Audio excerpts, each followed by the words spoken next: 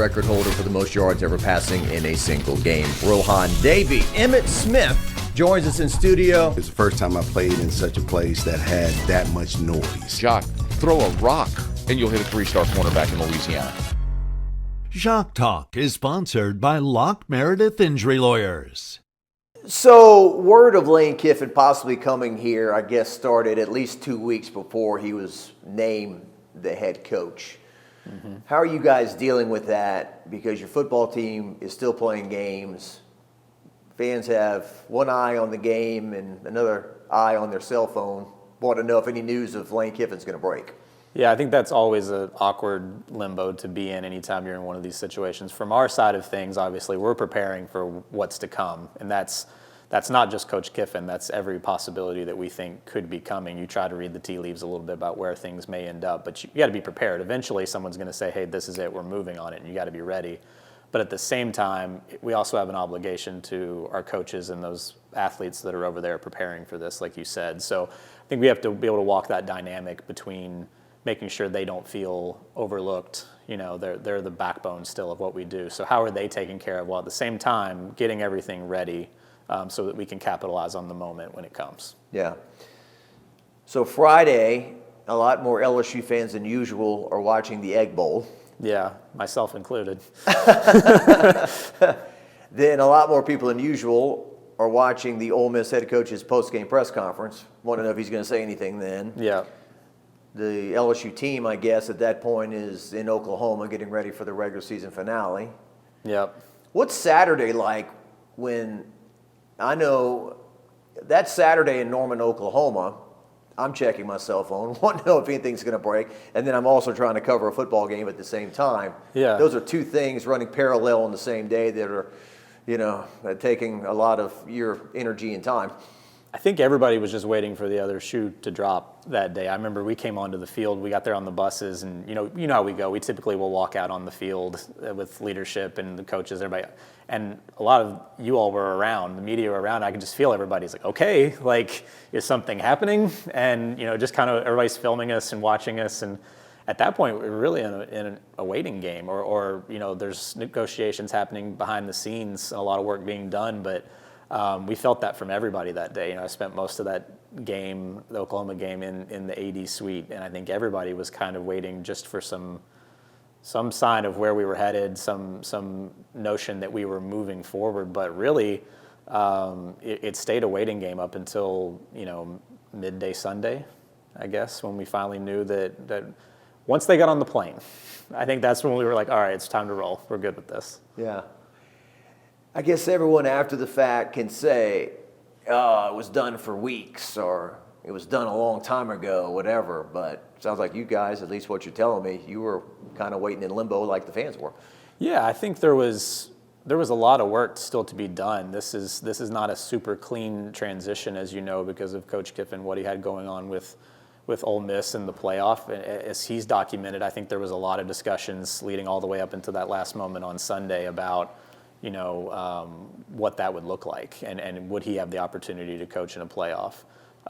So we needed to let some of those things play out. But I think there was a lot of work still being done all the way up until we got to that point. Whether or not we had strong confidence along the way that we would get there, I don't know that anybody could say 100% that we were ready to roll until things were signed and they were on their way here. Yeah. What's the preparation like behind the scenes as you're getting ready to introduce Lane Kiffin as your head coach? Obviously, there's graphics being made. There's all sorts of things that you're going to be sharing with your fans.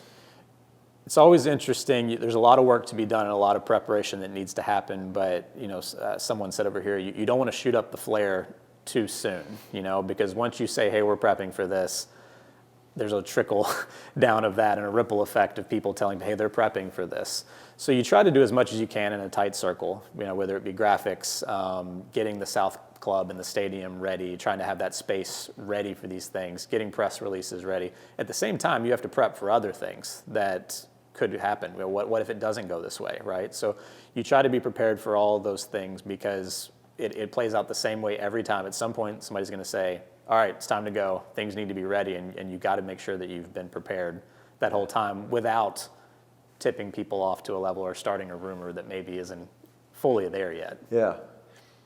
We used to joke years back about the Buffalo Bills Super Bowl champion T-shirts, right? That would get made before the game. Yeah. They don't win, and so those T-shirts get shipped off somewhere else. It's a common phrase in our business, like the graphics graveyard, where you make a lot of things in your career that don't come to fruition, whether it's championships or people you're going to hire or awards you're going to win, all these things. You prep for them. You never show them to anybody, and then when it doesn't happen, you're like, all right, well, put that to the side. That would have been nice. But so, we prepped a lot of things for lots of people and lots of ways things could go that won't see the light of day, but we were ready for Coach Kiffin. Yeah, absolutely. So Monday, announcing him at this press conference. Take me through that day. What's that day like for you behind the scenes? As you know, I mean, literally millions of people are going to be watching this. Yeah, the biggest thing for us is we wanted that space in the South Club to be really first class, and we talked before this that was kind of a deviation from where we typically have done things. Things have happened in the administration building here or the Lawton Room where we are now. But we wanted to kind of have a change of scenery. This was a big turning point for this program, and we wanted it to feel that way. So doing it in the South Stadium with the big backdrop and having the graphics on the board and having a really big spacious area, number one, because we knew how many media were going to come. I think Michael Bonnet thinks we had over 100 media represented there.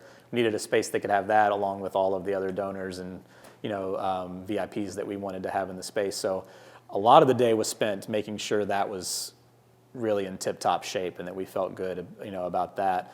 Then, not only are you prepping for a press conference, but a lot of the other things we do, right? Like staffing for them is already underway with a lot of our administration, the logistics of hiring, folks. So that's underway. You're already talking about signing day. That's the thing. You're talking about Monday and a Wednesday signing day.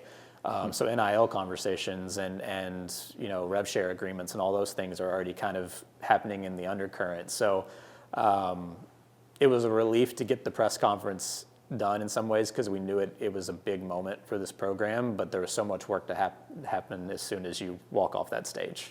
Yeah. I got a text message while we were waiting, KST, Kiffin Standard Time. He did come in a little bit late.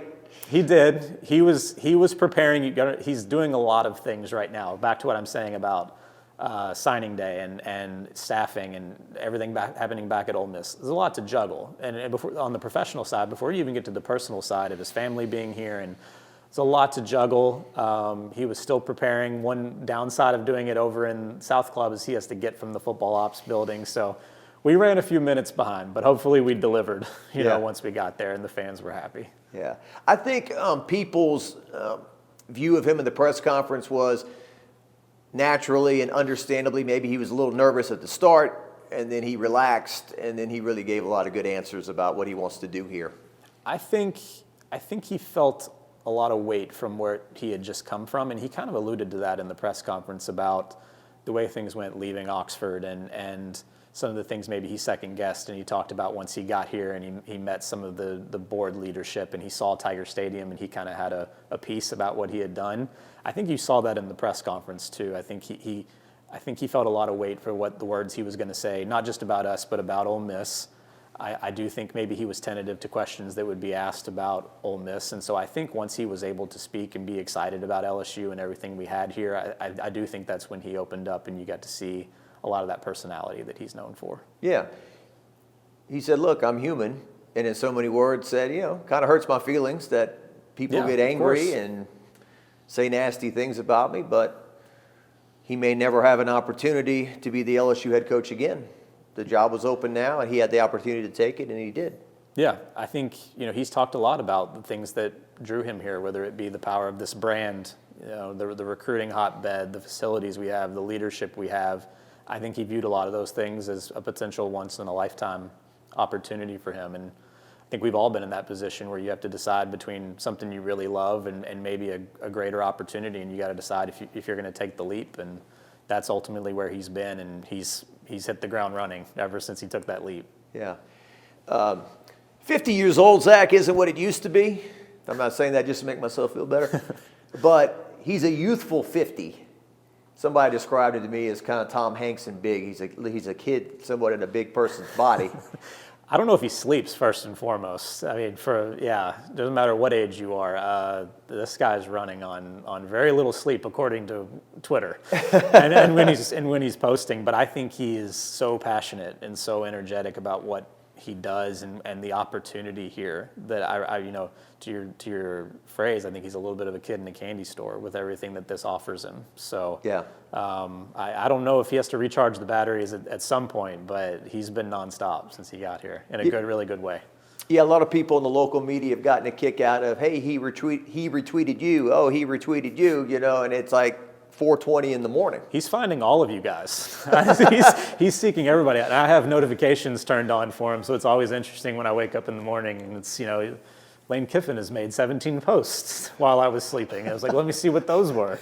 But it's really interesting, and honestly, it's energizing for our staff too. It's a very different feel, and what he's injecting into our program and the way our creatives work and some of these other things that we do is really exciting. Yeah. Like in the past, Steve Ensminger's account would tweet something, and I'd say, there's no way Steve Ensminger tweeted that, I think sometimes in the past they've had somebody tweeting for a person who had no interest in. Right. That's not the case here. No. These are first-hand accounts. Yeah. And we're just trying to, ride that wave a little bit on our side where, he's finding catchphrases on his own. The thing about it's just different is something that's being born really organically. And so I've just, charged our staff to take the pulse of where he's at, figure out what he wants to push, and then, we'll back that. I think we're really, really good at letting somebody be who they are and then turning it up to 11. Yeah. Just different. You think that's something that's going to be? I think that's something that early on that he's really latched onto. I think that's born out of what he said in his press conference. But I think it goes back to why he's here, right? I think he thinks some of these things here are just different. This is a very unique place that offers a lot of unique things for a coach, for a player. So I think it's really important for him to highlight that. Yeah. I don't know about you, Zach, but my parents used to tell me growing up, don't worry about what other people say or think about you. I get the feeling that's not the attitude here. I mean, you guys have to kind of the brand like you talk about and whatnot, but just on a social media platform and just him stepping to the podium that day, what did you see? I saw, to your point, once he settled in, I saw a person who's very authentic to who he is, which I think is one of the things that's most attractive about him to us from the branding perspective. I think we have always been based around allowing people to be who they are. No one's going to tell Lane Kiffin who he needs to be an LSU coach. We don't tell Kim Mulkey, what she needs to be. We didn't tell Angel Reese. We didn't tell Flage. We didn't tell Jamar Chase. We sell that in recruiting, right? Like we will figure out who you are. We will figure out what your identity is. We'll put a spotlight on it, and we'll make you a star. And I think that was something that was very attractive to him too, was that we would allow him to be who he is, to coach the way he wants to coach, to be the leader he wants to be, and we'll amplify it with our brand. So again, once he settled in and found his stride in that press conference, I saw someone who is very genuine to who he is. He shows you exactly what's on his mind and where he is, and I think we're uniquely built to capitalize on that here. Social media platforms, numbers, engagements, reactions, what did you see? A boom like I've never experienced, here, and it's continuing even now. Having a coach who co-signs a lot of your work and is reposting things with the following he brings an entirely different audience, to what we do. We've been number one since the announcement in views and in impressions, all these things that you track in metrics, the social value of all those things. We've been number one even as playoff things are happening and all these things are happening around us. Now, it's very polarizing, the social media, right? Like the metrics take in case the good and the bad, but the conversation is happening, and it's largely been about us for the last week plus, which is a huge benefit. It hasn't just been social media, though. I would say we've had 15,000 new season ticket requests since the day we announced him, which was more than all of last year. I believe about half of those were within the first 24 hours. Corporate sponsorships, we have people looking to up their spend, or people that have been on the fringe or are not sure if they want to continue with us back in the fray and reaching out immediately. You're seeing that with donations as well. So all of the upticks that you would expect that drive revenue, that drive our brand, have been there in a huge way. So 15,000 new season ticket requests. Yes, for football. since that Sunday of the announcement. And again, I believe, I'd have to check the exact numbers. I believe over 7,000 of those were essentially within 24 hours of the announcement. But it's more than the entire renewal period of last year. And you have been selling out on season tickets for a while. Is it 75,000 thereabouts, or Yeah, like roughly that? 75,000. But what those new renewals allow to do is they're new leads for TAF as well to begin stewardship and to create potentially a donor relationship. So anytime you see that kind of new interest and activity in our business, again, for a place, to your point, that already does so well, that's a significant number above and beyond what this place is already built on from fan support. Yeah. Paul Feinbaum is one guy who has been critical of Lane, but I did a Zoom with him last week, and he told me that Lane Kiffin is the biggest name in college football. He's a celebrity. Everybody knows who he is. What does that mean? I think there's a lot of truth in that, but I keep coming back to this. Like, we do celebrity really well here. I think we know how to harness that, to get the most out of that, to not control them in a way that takes away from what makes them special. I do agree with that. I think he's a larger-than-life persona, but again, I think when we talk about the brand for LSU, I think if you ask people really quickly what they equate that to, they would tell you larger-than-life personas. I think that's, we take people who are maybe stars and they become iconic, whether it's in sports or in some other walk of life. I think Coach Kiffin is the latest in that group, and I think we're able to harness that, tie that to the LSU brand, and make it something really special. I think about what's happened around here in like the last 6 years with the 2019 football team and all the superstars on that team. Kim Mulkey coming here, Angel Reese, Flau'jae Johnson, national champions. Jay Johnson, 2 national championships in the last 3 years. Paul Skeens, Dylan Cruz. Your gymnastics national champion, your Haley Bryant's. Baton Rouge, Louisiana, people don't, we talk about Los Angeles, Miami, Florida, Chicago, New York. Baton Rouge, I mean, you take a walk down the street, you're going to bump into somebody famous here. Yeah, and that's a huge selling point for us in recruiting. And those people come from all walks of life. We have people like Jaden Daniels, who was very shy, from doing media, maybe struggled to get through interviews, and look where he is now in terms of his endorsements. But we also have people like Flau'jae, who had been on television and had a entertainment career before they even got here. But all of them have been able to increase that brand, whether they started, very far down on that spectrum or they were already a known entity when they got here. They've all been elevated by being here, and that's something that we sell every day in every sport. So moving forward with Lane Kiffin now, what is interesting, or what should people know about that from your perspective? I think, and people are seeing it, the work ethic is incredible. And sure, there's the social media posts and everything, but you can tell very quickly looking at those social media posts when he's in the building. I think he demands that from his staff as well. I think there's a kind of in the trenches together mindset that group relies heavily on each other and believes in the work ethic they have. So right now it's really about that work. We just went through the signing period last week that was very, very successful. Now we kind of enter the phase of retention with the current staff. Who's coming back? What negotiations do we need to have on their revenue sharing deals and NIL deals we're able to help them secure? And then we'll move into the transfer portal period. So I want people to understand it's going to be a very busy time all the way really through that the portal window in January, mid-January. There's different phases of it, but you're going to see a staff that's really grinding to put together the best roster possible, probably for the next month plus. Yeah. This new era of college football and roster building, it's no guarantee that anybody on the team this year, you can't assume anybody on the team this year is coming back next year. You have to work on everybody, don't you? Yeah, I mean, we have free agency with everybody every year now. You might see across the country some people who are in multi-year agreements, but that's just on that. They can still transfer at any point. So yeah, you're re-recruiting your whole roster every year. And obviously what's happening right now is an evaluation by our new staff of our roster, how they fit into the system they want, what they bring to the table. And they'll have those meetings with each of those players to see what that looks like. And you'll take that bucket of core returners. I do know that this staff, like many, believe in retention.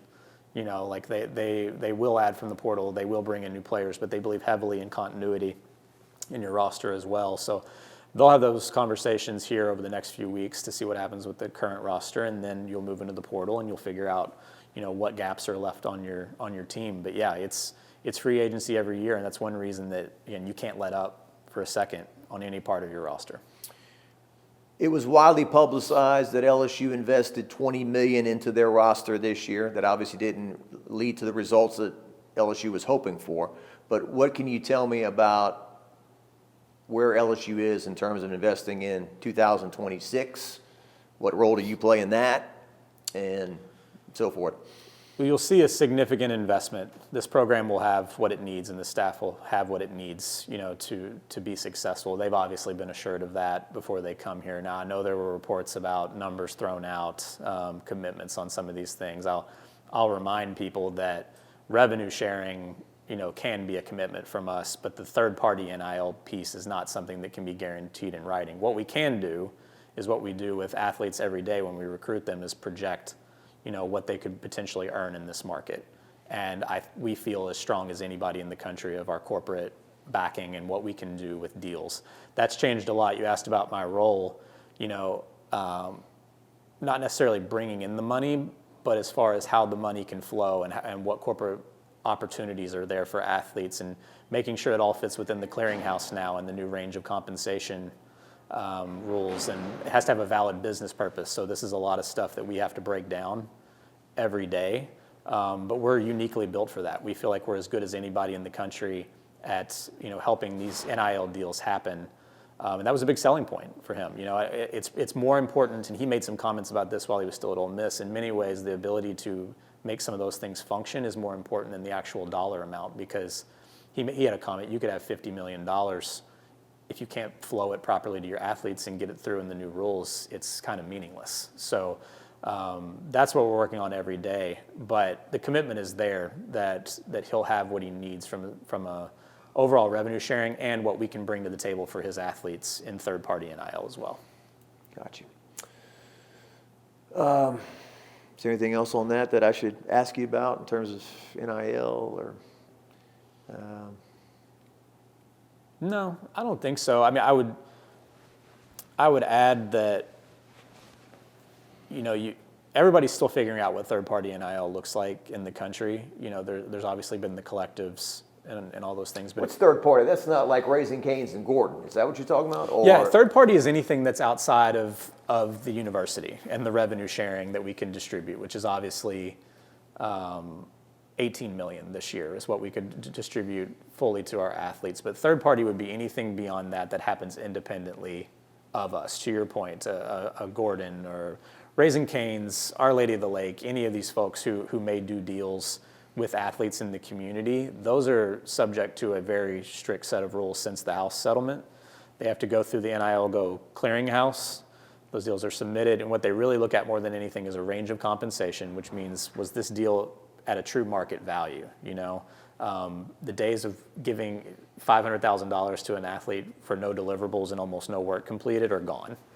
So the true edge for us now is, can we have enough corporate partners, enough supporters who have a valid business purpose that are willing to do it at a level that's market value? And what that means is you need to have a large volume of those deals. And here in this community, we have a significant amount of people, willing to help and who want their businesses paired with these athletes. Yeah.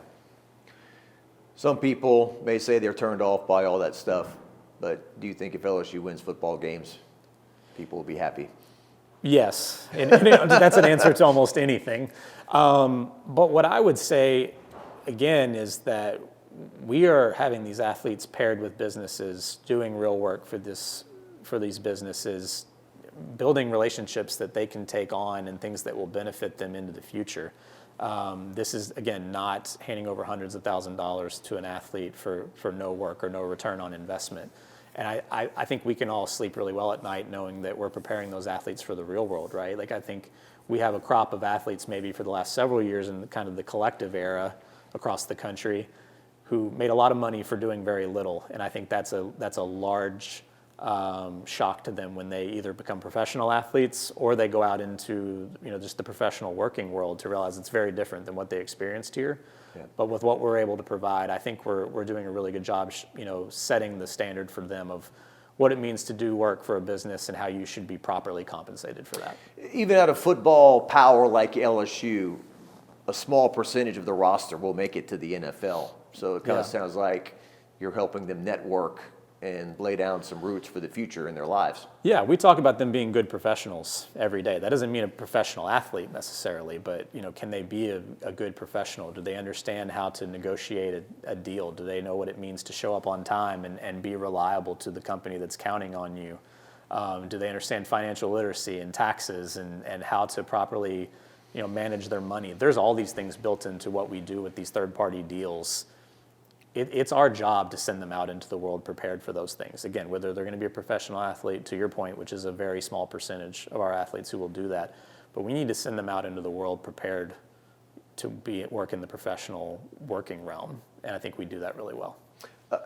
Rewind. I just want to rewind a little bit. I want to talk a little bit more about Verge. So there's a lot of leaks a lot of times in searches and whatnot, and you guys were complimented by the fact that there didn't seem to be a lot of leaks, that, as Matt Moscona says, loose lips sink ships. Yeah.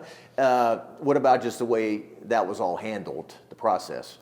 Yeah, I think Verge worked really hard to keep that tight, even within our administration. Obviously, Julie Cromer, who's our new COO, is his right hand and really his partner in that search, which he thanked her quite a bit in that. But beyond that, I come back to, you asked right off the top about Coach Kelly, and I think I used the phrase that we were all on a need-to-know basis, right? Like when it was our time to be involved and to help with that process, that's when we stepped in. I think Verge ran his search that way too, and I think that's why you saw a lot of quiet confidence from Verge throughout the process. You're talking about how maybe it feels like things may have been wrapped up weeks before. I don't know that that's accurate, but I do think that Verge was very confident in the work that he was doing, the groundwork that he'd been laying, throughout that process to get to the finish line. And, I do think that's a credit to him for having a tight circle and relying on who he needed to and not taking it any wider than that. Yeah, because most people would say an athletic director's number one responsibility or their biggest task will be hiring a football coach. Yeah. The whole athletic department is dictated on your football program. Yeah. And what they do. Particularly here, particularly in the SEC, and I think Verge said that after the press conference, that he knows a big part of his legacy as an athletic director was tied to this search. I think that's very fair to say, that it's a huge metric for how he would be viewed. So I think to land that plane and get your number one target, speaks volumes about the search he ran. Yeah. I don't know if you can answer this or not, but I'm thinking financially. How much difference is there in LSU, say, going 10-2 and making a playoff as opposed to 7-5? I can't put a number on it, but it's significant in many ways, right? Number one, you have the playoff compensation that you receive, which is millions of dollars. But there's all the other inherent things, the things I mentioned before, your ticket sales, your secondary market ticket sales, your corporate sponsorships. All of these things increase revenue, and they're all driven by your success. So when you talk about 7-5 versus 10-2, that's a dramatic difference in the scope of your season. And yes, that means millions of dollars for LSU and a difference. So those are all things you have to weigh when you're talking about potentially making a change in your program, because there's an inherent cost with that, but there's an inherent cost in not doing those things. Yeah, I'm just curious with buyouts of coaches and what you're paying for roster, what you're paying for the new coach, do you truly get this money back or not? I would say that, not to speculate on those exact numbers, but there is significant financial upside in making these investments. I think we all agree in this business that you do have to spend money in order to make money. But I think, as it's been the conversation for the last several weeks, can you do that responsibly Do you have a plan for that? Are you aligned with all of the stakeholders of that too, who understand why you're doing this in that way? And I think that's something that we've been able to have that alignment on in the last few weeks is why we're making the decisions we're making, why we're structuring contracts and some of these things in certain ways going forward. Taking feedback from our board and, again, state leadership and all those things. Some of that has to play out, and it's based on results on the field, but to put a plan like this in motion with that financial investment, you all have to be aligned. Well, Zach, we appreciate your time. Thanks for chatting with us today, and I learned a lot of new things, and I think the viewers will as well. Appreciate it. Thanks for having me. Appreciate all you do.